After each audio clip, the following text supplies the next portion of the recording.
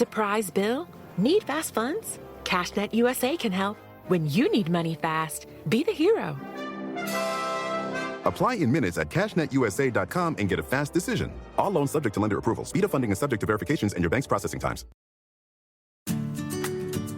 Have you ever had to put your plans on hold due to symptoms of generalized myasthenia gravis, or GMG?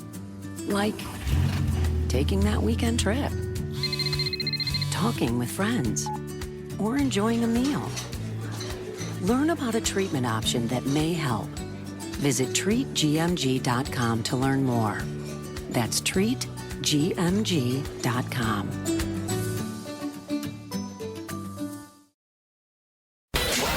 Follow the money. That's what I always say. You always follow the money. Yeah. This is Follow the Money with Mitch Moss and Paulie Howard on VSiN. Here we go. Welcome in. It is Follow the Money on VSiN, the Sports Betting Network. Mitch Moss along with Paulie Howard. We are live in downtown Las Vegas from the Circa Resort and Casino. Very busy, action-packed 3-hour program today. Playoff numbers across the board. Player props for tonight. Door 1, door number 2 coming up a little bit later on, including NFL MVP numbers in that segment. MLB awards, blind resume, live betting Major League Baseball. Great guests on the program today as well. Brad Powers on college football, Aaron Renning on the NBA, and Matt Humans a little bit later on in the show today as well, Paulie. Last night, another good game in the NBA. Exciting, high-paced, a lot of points scored. 43 in the first quarter for the Pacers, and I guess, you know what? Good job out of you. You trusted Halliburton, right, with the comments after the previous game where he said, I wasn't happy with myself. Thinking back, I walked the ball up too many times. That's not going to happen. We're going to put the foot on the gas, and that's exactly what they did. And the Pacers, quite frankly, are a better basketball team than the Knicks. The series price was a little too high on New York, and these individual game point spreads, again, they don't make any sense. No. They are the better team. I think to be catching 5 tomorrow is also absurd. Agreed. You just see how much depth they have, and the whole floor, spread them out, and so many guys can shoot. And the conundrum for Tibbs, you know, they're hunting Brunson. He can't guard anyone. He's been in foul trouble. Same with Cat. When Towns and Brunson have been on the floor together in the series, they've been outscored by 24 points. Big, but I certainly expected a bounce back, but not a historic performance with 32, 13, and 15 with 0 turnovers, what he did. What a game. I mean, it was an all-timer, right? That really was. That no one's done this, what he did in the playoffs as well. But, you know, it's the same thing with Minnesota, which we'll talk about coming up. The Knicks had 17 turnovers. And if you're going to turn the ball over against these guys, good luck. Yeah, they'll turn it into fast break points before you can blink, right? They're going to go from point A to point B in 2 seconds. Right. There was a spot right away in the game last night where you could tell the Pacers were trying to set the tone. It was very early on, like first minute or two of the game, where the Knicks scored a basket, and then they inbounded the basketball, and the Pacers went 1,000 miles an hour, and they responded by scoring 4 seconds later. It's just like, it's going to be one of those kind of games, huh? So if you notice that right away, you're like, yeah, this is Halliburton was onto something here. Knicks are going to play with them. We got to get involved in the in-play betting numbers to go over now. I saw as high as 248.5. Yeah. Why are they running with them? It makes no sense. Everyone talked about whoever wins this series, pace will be key. Right. And the Knicks were supposed to take the air out of the ball. They're running with. They can't run with them.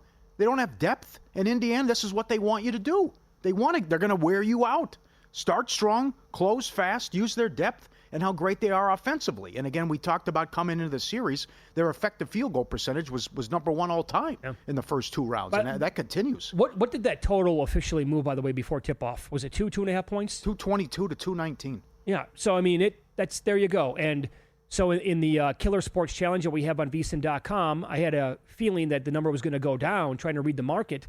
I played the under last night, and I had 2.5 points of closing line value. End of the first quarter, no chance. Bet was dead. Yep, it was. Knew immediately. Not even end of the first quarter. 5 minutes into the game, probably. Yep. So, and again, 5 points for the Knicks to be laying in game 5. How? I don't understand what they're watching. No. Yep. Because someone is going to go off for Indiana and help out Halliburton. It's just they have too many good players. So whether it's Siakam, who killed you in game 2 and was also great last night, giving you 30. Yeah. Mathurin, who was not playing well. Our McConnell stuff lost, but Mathurin was great. There's just so many guys that can beat you, and I think they're gonna give OKC a hell of a series And I think you got to grab the 5 tomorrow as well. Absolutely. Yeah, I will say from a player... They've won 6 in a row on the road in the playoffs. Yeah, from a player prop standpoint in this series, I think I'm going to tap out. I can't figure it out. I know. I'm on the right guy in the wrong game. Yeah, just like the Randall stuff. So good, first 2 rounds. Goes off early in the series. No-show game 2. Comes back, great performance. No-show game 4. Sure. Well, I was a spectator. Well, you scored 5 points. What are you doing? Right? Some of this it's bizarre what's happening with the player props. Yeah, because I bet Mathurin in games 1 and 2 based on his history against the Knicks. Bet him pretty nice and had no chance. And I thought for sure he was in the doghouse going into the game last night. Well, that was quickly wiped away. And the guy that I was on was McConnell because of various reasons. And nope, not getting the job done last night. Bad job by me with the player prop bets. Not coming through there. But again, if I had to make one bet right now in that game, it would certainly be the Pacers plus the 5. So take that for what it's worth. Yeah. And then we do get into the game tonight as well. And I don't know. You mentioned this early yesterday on the show when I want basically no part of, and I have Minnesota at 40-1 to win the West. It's a dead ticket. They're not going to come back and beat this team 3 times in a row. But I think this team is too good, and I think they have too many guys who play with pride and are dogs out there in the court and care and have the passion like an Anthony Edwards, because I don't think he had a good game the other night. Man, you said maybe bet him early, first quarter, first half. Yes, if they show up, it's got to be first half. I would agree. And because OKC is so good in the second half. Yep. It's a lot of points, but it's also Minnesota was so good offensively with the others, and they still lost the game. But what we just talked about, turnovers. This is from Brian Windhorst, ESPN. At one point in the last game, OKC attempted 23 more shots than Minnesota. Oh, killed them. I mean, Minnesota still should have won that game. That's a 2-point game. Yeah. DiVincenzo 20, what Walker did, and you still lose the game. So if they take care of the ball and they're able to knock it down from 3, Randall has to be better. He was horrific. And I would think you get aggressive Ant. So if you want to get Ant props, go ahead. I just can't imagine he comes out and isn't aggressive as well. And I'm sure Finch mentioned something to him, but this is a good one, I think, tonight for props, because, again, I trust Walker. Again, I trust SGA, which I'll talk about in a second. Dan Karpuk's got a great write-up today on vsin.com about Nas rebounds over. Mm-hmm. He's 5.5 at Caesars. Right. He's at 8, 6. Why'd it go down? Well, because it was 6.5 last time when he stayed under. But it probably, I would agree, I think it probably should be 6.5. This is it now. You lose, it's over. Right. No, you got to compete tonight. Everyone, all hands on deck. Yeah. Gobert actually had some moments in the previous game. So maybe that's the thought is there that Gobert might get a little bit more run than normal tonight than Naz Reid, and I think that might be a little bit correlated. But for sure, you got to expect maybe you want to go Ant Edwards like first quarter points over. He's hurt about it now for 2 full days. Yeah. There's no doubt that he has. Yeah. So, plus, if you're going to go out, you got to go down firing. You got to go down shooting. Not going to go out and be not going to be aggressive again. So. And this is a guy who we documented this. I think it was in the previous series against Golden State that after a loss, for the most part, Anthony Edwards comes out in the next game, man, and he goes guns a-blazing. Yep. And he usually produces. Yep. Williams has also been a stud, and he was awesome in the last game as well. He's 21.5. So bounce back for Randall, should be 16.5. And Ant's 26.5 at DraftKings. The series price is up. OKC is 5.25 against the Pacers. I think the Pacers can give them problems. It's heavy duty, man. That is a big number. Because it'll be fascinating because you got the number one offense, like what they're doing right now through the playoffs against the number one defense. I mean, I think out of all the teams in the East, and I said this, we'll never find out, but I thought the Celtics would have gotten crushed against Oklahoma City in a 7-game series. I think the Knicks, that would be a 4 or a 5-game series against OKC. I think OKC would do whatever they want against them. I think a fully healthy Cavs team against OKC would have been a lot of fun. A lot of fun. Yeah. But this Pacers team, I think out of all the 4 teams I just mentioned, would be, public enemy number 1 here for the Thunder. I think that's the last team that they want to see and play in a 7-game series. Yep, absolutely. Mm-hmm. How'd you feel about the other game? Very disappointed in your question to Davis. Skinner is locked in, my friend. Dialed in. He's walking out there like Vince McMahon, as he said. This run that this guy's on You're going to end nuts. up jinxing this, aren't you? Get out of here. Love the guy. Come on. This is doable now. He gives up 1 goal. He's strong again. Can they close him out on the road? I don't know. I think you dismiss what happened in the third period of game one. Yeah, but will voters? The biggest thing you got to overcome, he wasn't there for the first 6 wins. Yeah. That's the thing that's going to get you. But so be 95-1 yesterday, and now you're seeing as low as 40-1 for Conn Smythe. What this guy is doing in game 4s, 6-0 with a 1-2-6, 2 shutouts. In games 4 through 7 of a series career, 13-1. And then he's unbelievable in closeout games. So now you got that in your back pocket tomorrow, too. Okay. Come on, Skinner. So what if he loses tomorrow night 3-2? It's okay. I'm not going to go anything crazy here. I'm not going to say like he gets blasted 6-1 because that would probably do it. But I do think that, again, it's an award. We're talking about Stuart Skinner to win the Conn Smythe. It's an award for the entire playoffs. Mm-hmm. And what you said is absolutely accurate, I think. And we'll detail this coming up a little bit more in about 30 minutes. But it's a fascinating discussion because if you're going to get Florida against Edmonton, they're both deep and so many guys. What are we up to? Like 19 different guys have scored? Mm-hmm. So if you're winning low-scoring games, that takes off Bob. And then I have to maybe look at Skinner in this defense and what they're doing. Well, I will say this. The part where, to me, Skinner and his candidacy here actually started to maybe you could make a case for it. The back-to-back shutouts against the Golden Knights to cap off the series? Yeah. I mean, are you serious? Mm-hmm. When they had to kind of have that? And that's exactly how he delivered? And so I said at the time when it was over with, I don't know. I mean, I know he didn't even play the whole series, but I think he probably would have been the MVP with how it finished of that series against Vegas. So I think he needs to have another great game and a win in Game 5. That's it. No more. Finish him off. And then they got to be low-scoring games, and they have to win the Cup. There's a path because they're so strong defensively. There's a path here. Definitely. He's 19-1 here at Circa. Whoa. Yeah. What is Davis doing?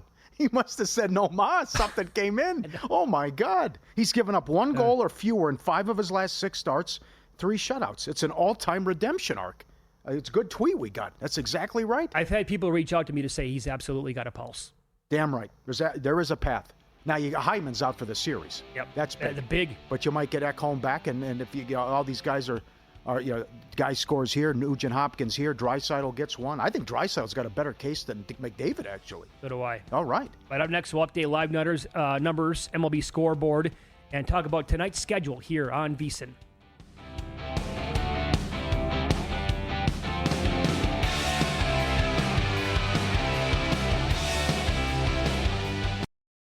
Did you know that parents rank financial literacy as the #1 most difficult life skill to teach? Meet Greenlight, the debit card and money app for families. With Greenlight, you can set up chores, automate allowance, and keep an eye on your kids' spending with real-time notifications. Kids learn to earn, save, and spend wisely, and parents can rest easy knowing their kids are learning about money with guardrails in place. Sign up for Greenlight today at greenlight.com/podcast.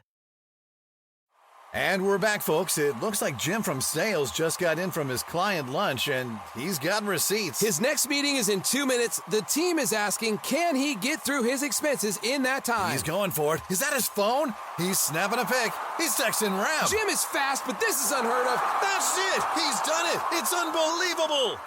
On Ramp, expenses are faster than ever. Just submit them with a text. Switch your business to Ramp.com.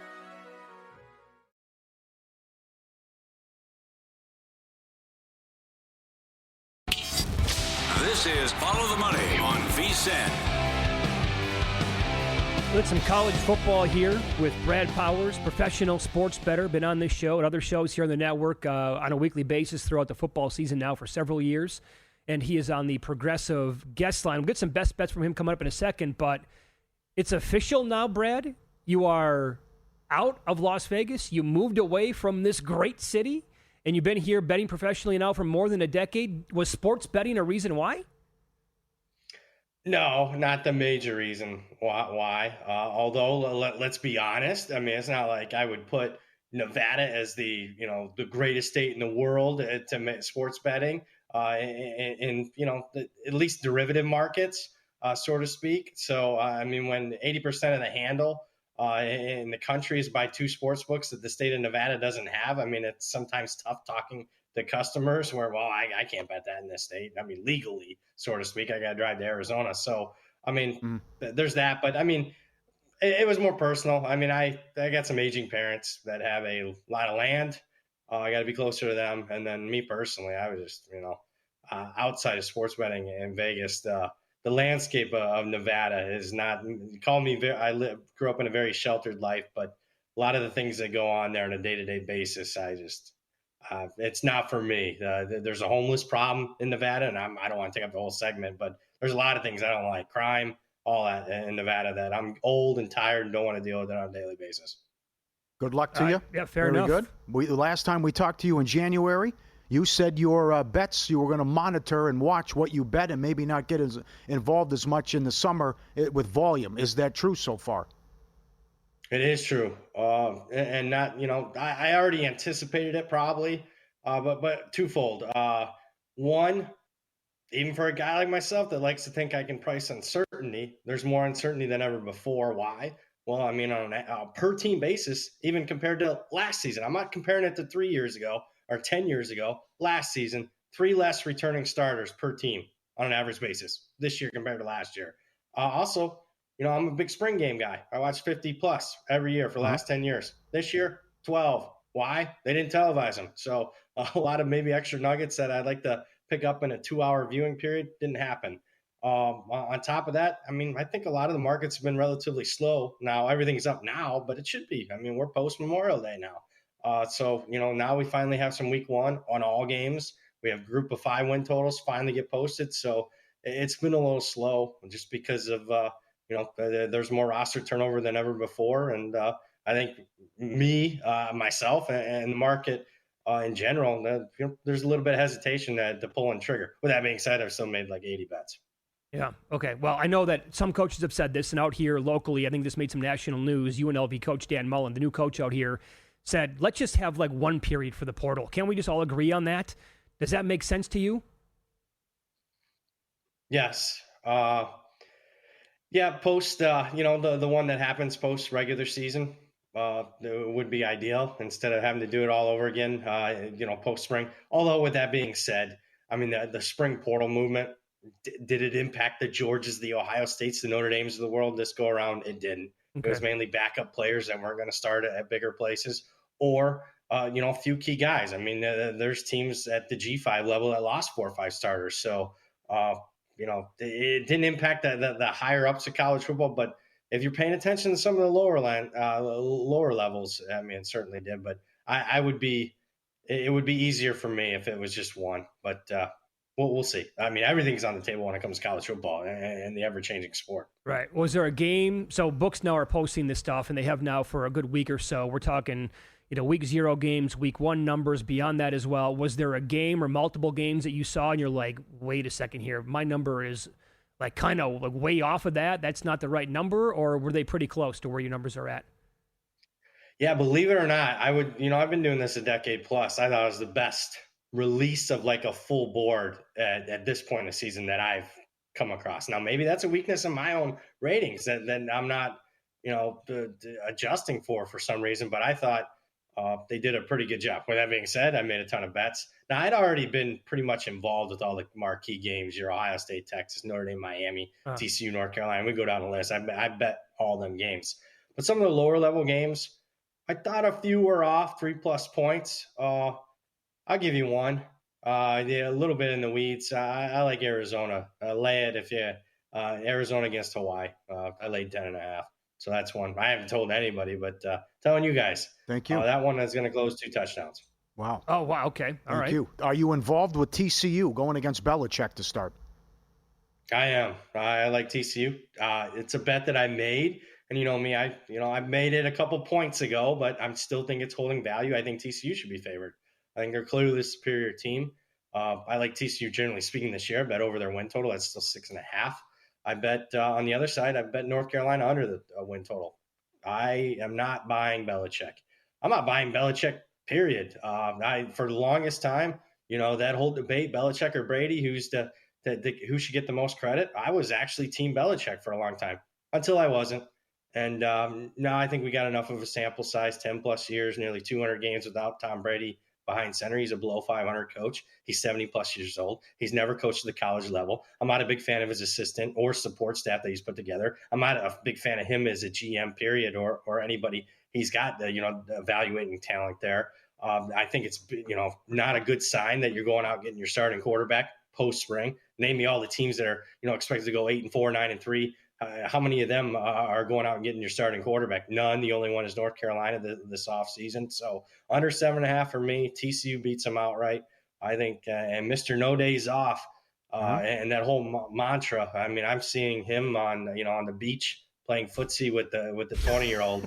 I mean, I don't like the distractions. Yeah, great. All right, coming heavy. You can answer this. I'd like you to answer this as a fan and then as a bettor.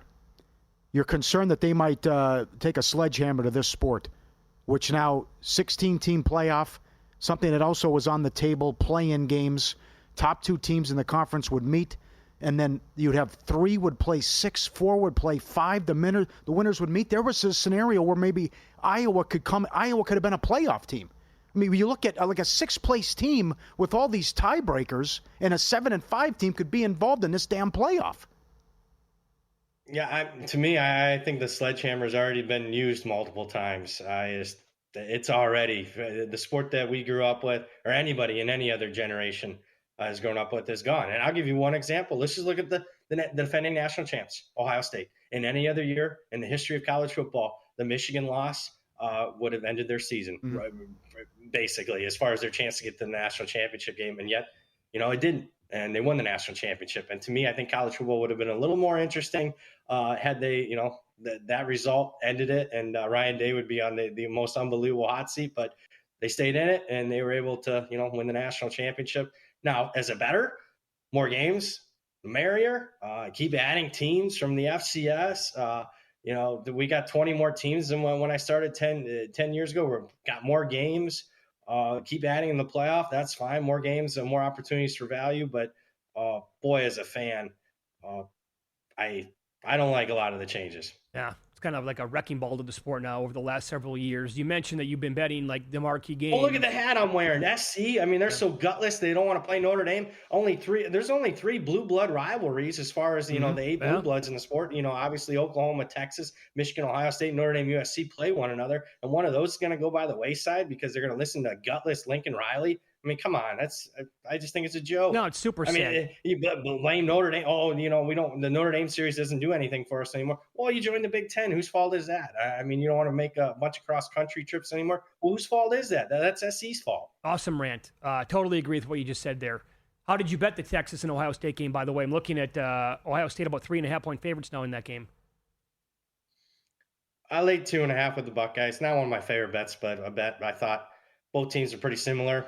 It's in Columbus, even though it's a big noon start and not a night kickoff. I think, generally speaking, Arch Manning's maybe a little bit overrated, and Texas, generally speaking, is a little overrated in the market. So I laid a little bit with the Buckeyes in that game, but not one of my favorite bets that I made. But I bet that I thought, hey, that's much more likely this closes 3 or above than gets any further than 2.5. Yeah. Would you say that Arizona then against Hawaii is your best bet as of right now that's currently on the board? It is not, but I will not, as of right now, until places like Circa open up, I will not say my absolute best bet because I'd like to get a little bit more on the game. So I will not. Let me say this, it's 2 G5 teams playing one another. Totally fair. Totally fair. Great appearance, Brad. And hope everything with the move goes well and that everything in Ohio, I totally get it, man. Next to the parents back there as well, both Midwestern boys, Paulie is as well. So good luck with everything back there, and thanks for the time as always. We appreciate that. Thanks for having me, guys. Take care. Be good. Stay in touch. Good luck. He's on X at BradPower7, BradPowerSports.com. Maybe we'll see him soon. We hit the road. Omaha, June 12th through the 14th. The iconic home of the Jell-O Shot Challenge. Rocco's. Catch money moves and follow the money live from Omaha. Special Saturday show, 9 to 12 local time. We're bringing the sights, sounds, and best bets from the tournament. If you're in the neighborhood, stop by, say hello. Omaha, College World Series, Rocco's. June 12th through the 14th. Win, lose next. Stuart Skinner, awesome again last night. People reached out to me and said, this can happen. We'll compare Conn Smythe odds at different books next.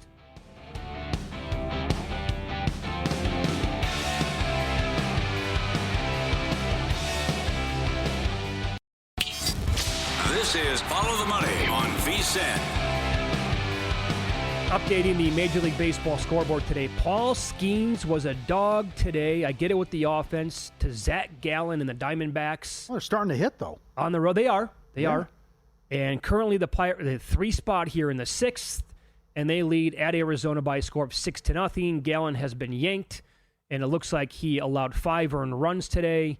And again, we pointed this out earlier in the show. The second and third time through the order for Gallen has not been friendly to him so far this year. So looking good right now for the Pirates. And Paul Skeens also over 6.5 Ks today. Cha-ching, cash it.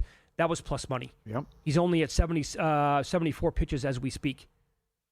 So he's turning it on now, man. He's like turning into the guy that we had last year, last couple of starts. And in the other game going on, Sandy Alcantara, again, talking about a guy, second and third time through the order. Wow. Not good. Gave up 5 in the fourth. It's 6-2 Padres right now. And Alcantara, 6 earned. I have his outs under. He's at 71 pitches. Let's get him out of the game. 0 Ks today. So he'd be the first pitcher in Marlins history to lose 8 straight starts. He came in 0-7 with an ERA of 9 and change. Oh, boy. Here's what one request to sportsbooks, because they will offer ladder props to the positive. I want to be able to ladder props to the negative with K-props. I want to bet Kershaw and Alcantara under 4.5, 3.5, 2.5 in these games. Alcantara was 4.5 today. So we have some blind resume right now for MLB awards. And we'll kick it off with some NL MVP numbers, Paulie. We're going in fresh. We can take a guess. But through 55 games, player A, 42 runs, 60 hits. He's got 13 doubles, 14 home runs, 49 RBI, 16 stolen bases, 121 total bases, and an OPS plus of 139. Well, with the home runs and the stolen base count, my guess has to be PCA. Okay. With who we're going there. All right. Great stats. Unveil. There it is. And that is ESPN.com's MVP. They just did the article yesterday out of all these awards. His emergence has made him one of baseball's best stories. But could he put up these elite defense and base running metrics? What a leap from what he's done. He's on pace for a 40-40 season.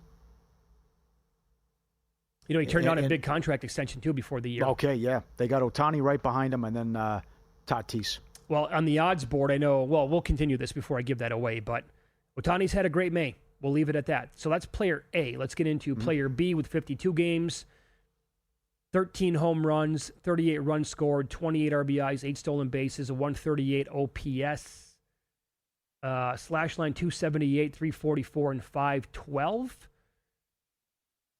I don't know who this is. I actually have no clue who that is.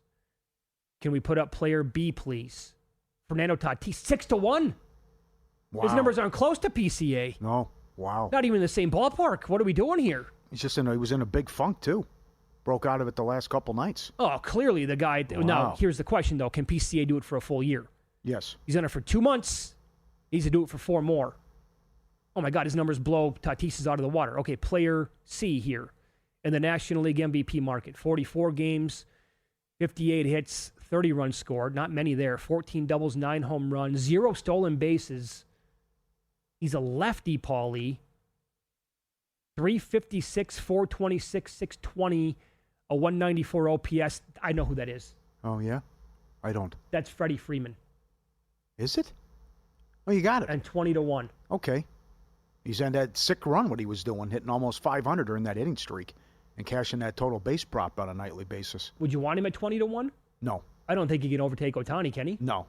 On his own team? Ohtani is on pace for 58 home runs and 170 runs. What? That's what it says. 170 runs scored? Yeah. Oh, that's pretty decent. Yeah. So 20-1 there on Freeman. Tatis 6-1, PCA 10-1. Last guy here, player D. Looks like he's rounded the bases, by the way, on the silhouette. 18 home runs, 49 hits overall, 41 runs scored, 40 RBIs, 4 stolen bases, 253 average, 166 OPS plus. Oh, no, that's not. I thought that was Suzuki, right? It's not Suzuki. That's Kyle Schwarber. Yeah? Is who that is. Bam. 55-1? Wow. I'm adding. Yeah? At that number, Phillies are our first place team. I can kind of corner the market here because I got I have Soto at a bad number now, 20-1, but that's when you got PCA at 120 to 1 and 71, you can start to add guys. Ohtani is like minus 190 or $2 now to win the MVP because his May has been so awesome. And Judge is 8,000 at one spot. Yeah. How about that? Can't be 8,000. Something could happen here. Yeah, I know. There's too much baseball left. You get hurt. Would you take a field bet right now? Yes. You would? Yes. All right. I don't know. It's happened before. He's been hurt before. He gets hurt, it opens the door. You tell me right now too much time left. Yeah, you tell me right now that PCA goes 40-40. I think he can win the whole thing. Okay. Here we go. NL Cy Young, 5 wins. Oh, he's 5-5 on the year. 2.82 ERA, 73 innings, 84 strikeouts, a 1.214 WHIP, 13 Ks per 9, a 1.37 ERA plus. He's kind of got the long hair there underneath the hat. He's a right-hander. 5-5 on the year. Any guesses? Baffled. Don't know who it is either. Player A here is Logan Webb, 10 to 1. Those are not great numbers. No, he just got roughed up the previous start as well. But I will say again, I brought this up before his last start. I think it was still 10 to 1. I'm like, it's not worth a bet to me, but the numbers at Fangraphs, their projections year long, like had that guy almost running away with the Cy Young. ESPN has him 7th. 7th, huh? All right. Hold on to the top 3 here until we're done with this. Yep. That's the first guy. I'm not betting him 10 to 1. This guy's 6-1 with a 2.42, 88 strikeouts, sub 0.9 WHIP, 11.2 Ks per 9, a 170. Is that Zach Wheeler? It is 3 to 1. Okay. He can win it. They have him 2nd. They have him number 2. Yep. There's no doubt this guy can win it. I've been on Zach Wheeler plenty of times in the past, and he's been so close. If today is August 1st and he's 3 to 1, I might bet it. Today I'm not going to. But 22 and 2/3 scoreless streak. Man, he was supposed to go tonight. Game has been postponed. Pitcher number C. There you go, Mitch. 3-5 on the year. 2.36 with the ERA. That's good. 68 innings, 70 Ks, 0.95 WHIP, 9 Ks per 9, 177 ERA plus, with a 3-5 record. Huh. Is that Yamamoto? Or does he have more than 3? No, he doesn't have 5 losses. That's Skeens. You're kidding. Wow. Plus 240 entering today. Yeah, Yamamoto's not 3-5. My bad. Well, his numbers are only going to get better after today. I think that we're watching Paul Skeens get into the guy that we were hoping he would be last year, and he was last year. Did I tell you what they have? Good job, guys. Yeah, well, they got one more guy here, but sure. Okay. Oh, sorry. Okay. This guy's 4-2 with a 2.54 ERA, 63 Ks, 0.85 WHIP, 11 plus Ks per 9, and a 175 ERA plus. Senga unveiled? Let's see it. Hunter, no, come on. 12 to 1. He is 8th. Hunter Green's 8th? Yes. Okay. Luzardo, front runner. Wheeler, Skeens, Yamamoto, Senga, Robbie Ray. Senga's Robbie Ray. Interesting. Yeah. The NL Cy Young market is absolutely loaded with guys. If Hunter Green can stay healthy, he can win the award. But he's already been hurt once. He just came off the IL. How about American League? Skubal is 4th. But he's a huge favorite at most books. He can't be 4th. I mean, that's nonsense. Yeah. Under what, some sort of model that they have, or people talking about who they would vote for? Model and who's the front runner and who they're going to give it to. Yeah, they got Bubic, Fried, Eovaldi. Well, he left the game yesterday after 2 innings. Oh, okay. Yeah. But 7 straight starts allowing 1 earned run or fewer. Well, Saturday's going to be telling. Again, Skubal takes on Bubic. Tigers against the Royals. That's a huge game. Last game in the month of May. And that's Skubal's 6th start, by the way, this month. Part of the reason why we bet the Tigers. Okay. So I guess the takeaway is here. I don't want to bet 3 to 1 right now, but Wheeler's numbers look amazing. And in the MVP, I think we're cooking there with PCA is what we're doing. Damn right. Okay. VSiN fans, how would you like to play Circa Survivor or Circa Millions for free? Winner Circle Proxy giving away 1 free entry to each contest, plus full proxy service. You'll be paired with a VSiN host for strategy all season long. Enter now for your chance to win. Just visit winnercircleproxy.com/VSiN, winnercircleproxy.com/VSiN. Professional sports bettor Aaron Renning joins the program coming up next. We'll get his betting approach for tonight. We'll ask him about projected series prices in the NBA Finals. Should the Thunder be $5 or more against the Pacers? We'll get his thoughts on that coming up on Follow the Money. It's VSiN, the Sports Betting Network.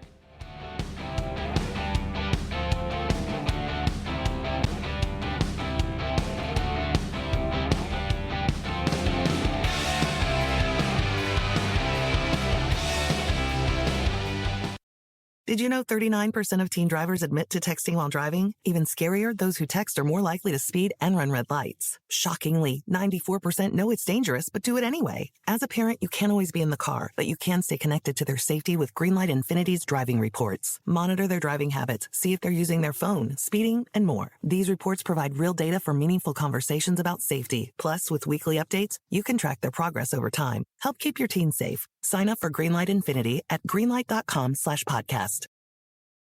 Got a 7 a.m. meeting on a Monday? Boo! Expensing breakfast because it's in policy? Yay! Wasting all afternoon submitting an expense report for that breakfast? Boo! If your company used Ramp, you could submit expenses with just a text. Yay! Free your team from expense reports today. Switch your business to Ramp.com.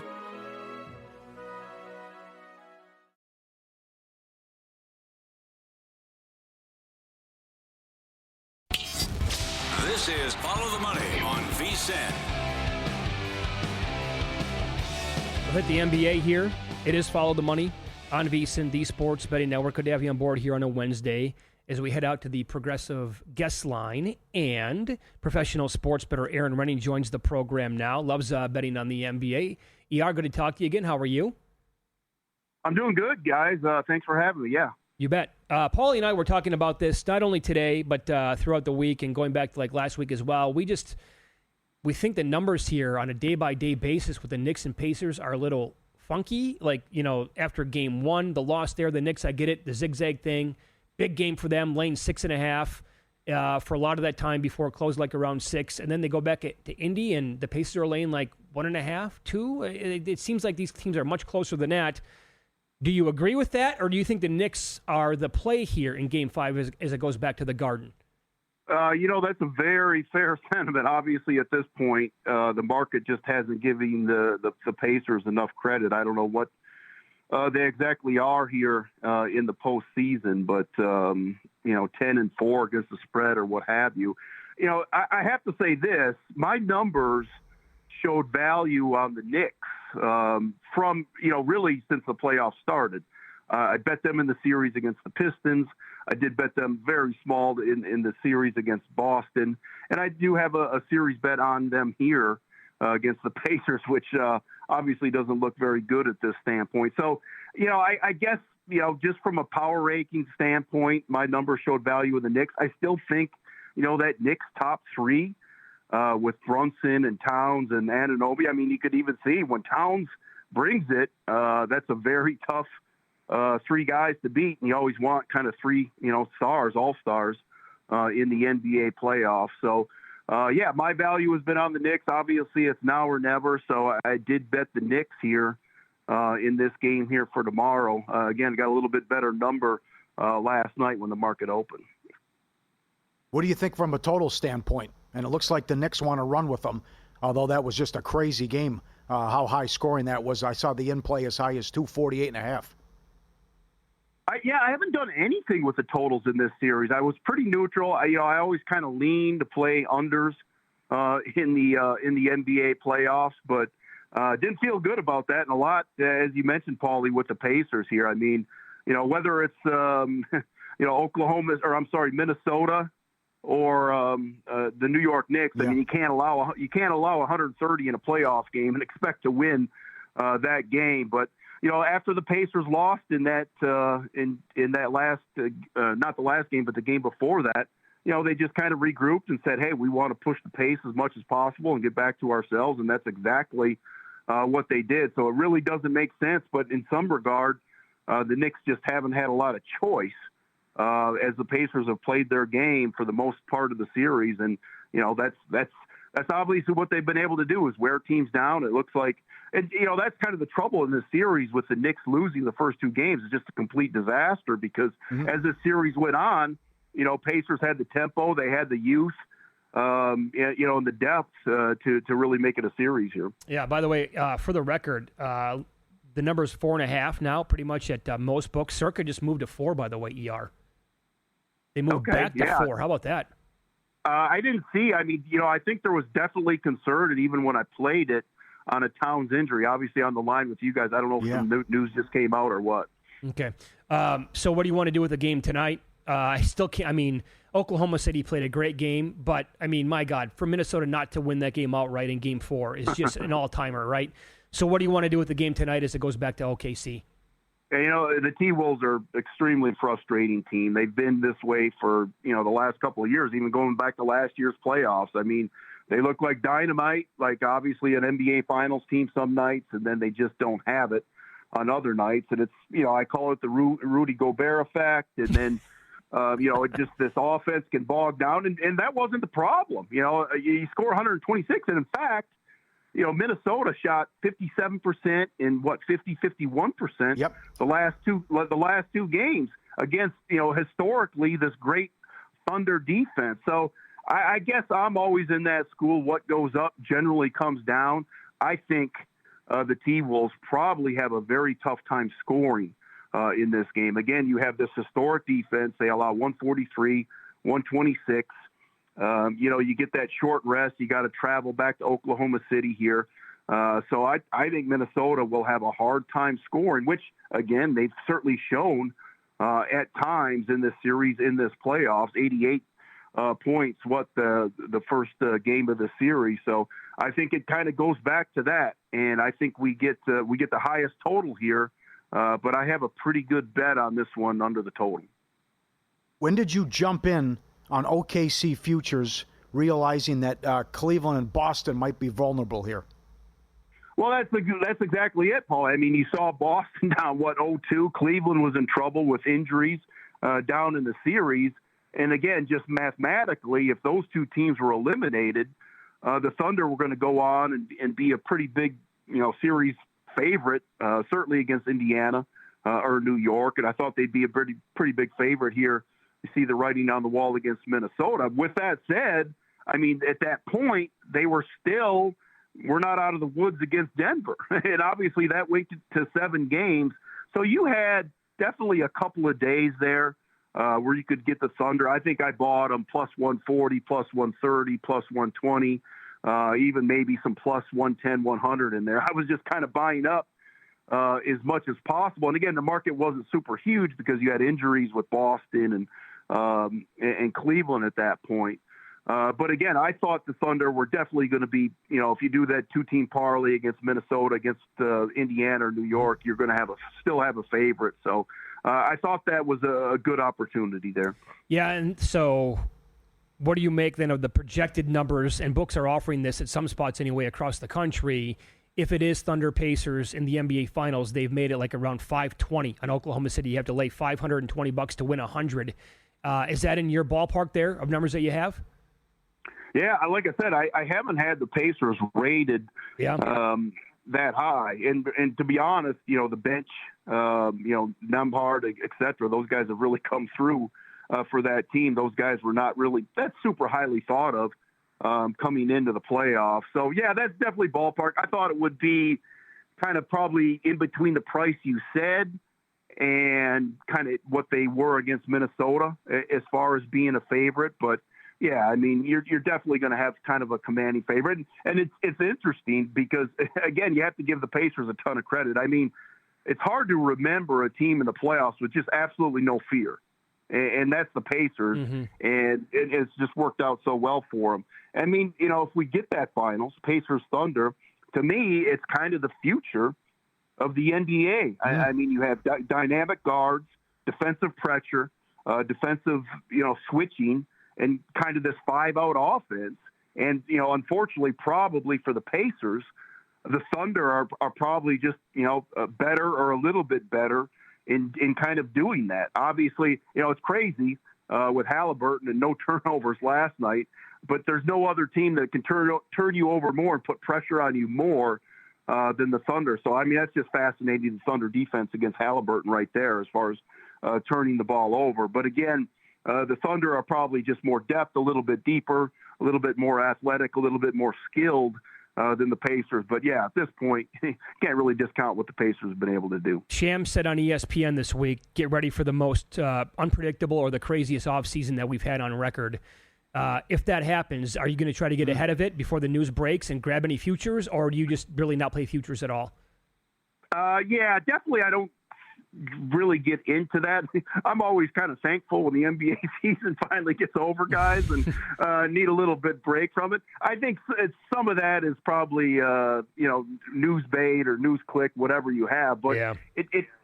It's kind of hard to do that now with the new collective bargaining where you just don't see a lot of player movement. I will say this, as bettors and, guys who try to do this for a living, I mean, as much change as possible, bring it on because that's what you want, because, I'll take my chances that I can figure it out faster than the betting market can. Yeah, very good. ER, good to catch up. Good luck tonight, and we'll be in touch down the road. Thank you. We appreciate it.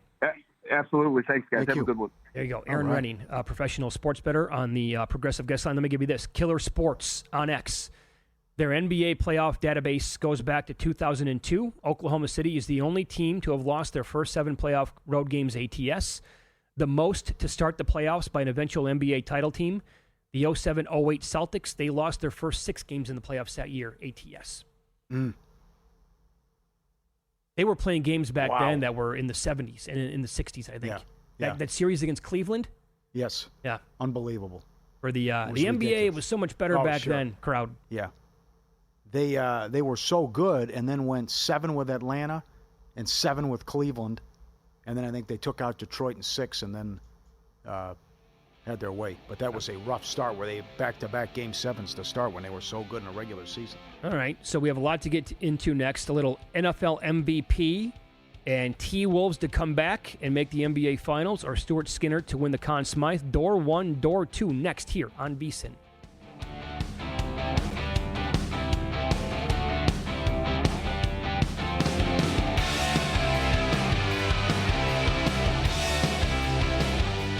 Did you know 39% of teen drivers admit to texting while driving? Even scarier, those who text are more likely to speed and run red lights. Shockingly, 94% know it's dangerous, but do it anyway. As a parent, you can't always be in the car, but you can stay connected to their safety with Greenlight Infinity's driving reports. Monitor their driving habits, see if they're using their phone, speeding, and more. These reports provide real data for meaningful conversations about safety. Plus, with weekly updates, you can track their progress over time. Help keep your teens safe. Sign up for Greenlight Infinity at greenlight.com/podcast.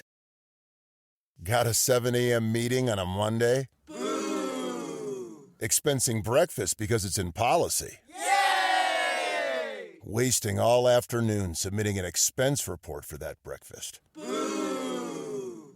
If your company used Ramp, you could submit expenses with just a text. Yay! Free your team from expense reports today. Switch your business to Ramp.com.